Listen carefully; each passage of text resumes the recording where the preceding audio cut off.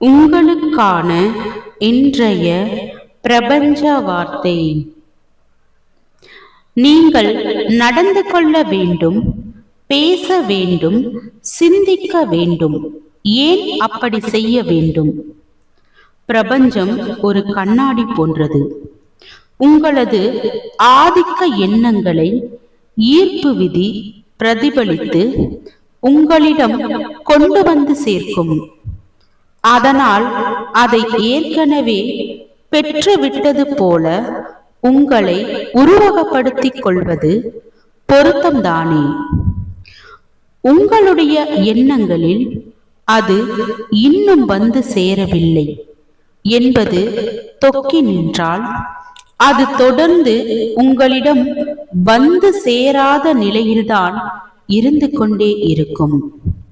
அதனால் அது ஏற்கனவே உங்களிடம் இருப்பதாக நீங்கள் நம்ப வேண்டும். அதை நீங்கள் பெற்றுக்கொண்டதாக நம்ப வேண்டும். அப்படி நீங்கள் செய்யும் போது நீங்கள் அதை பெறுவதற்காக ஈர்ப்பு விதி அனைத்து சந்தர்ப்பங்களையும், மக்களையும், நிகழ்வுகளையும் சக்தியுடன் இயக்கும். ஒரு விடுமுறையை பதிவு செய்யும் போதோ, ஒரு புதிய கார் வாங்க விண்ணப்பிக்கும் போதோ, ஒரு வீடு வாங்கும் போதோ அதை உங்களுக்குத்தான் என்பதை அறிவீர்கள் இல்லையா?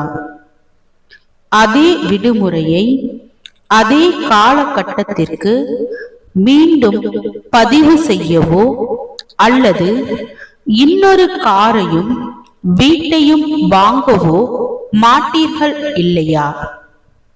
நீங்கள் லாட்டரியில் வென்றாலோ பரம்பரை சொத்து ஒன்றை பெற்றாலோ அப்பணம் கைக்கு வரும் முன்பே அது உங்களுடையது என்பதை நீங்கள் அறிவீர்கள். உங்களுடையதுதான் என்ற நம்பிக்கை உணர்வு அது. நீங்கள் விரும்பும் பொருளை அது உங்களுடையது என்று நம்பி உணர்ந்து அதை உங்களுடையதாக்கி கொள்ளுங்கள்.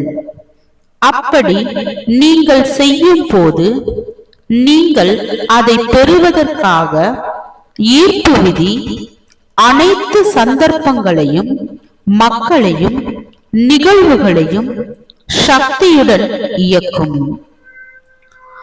வாழ்க வளமுடன்.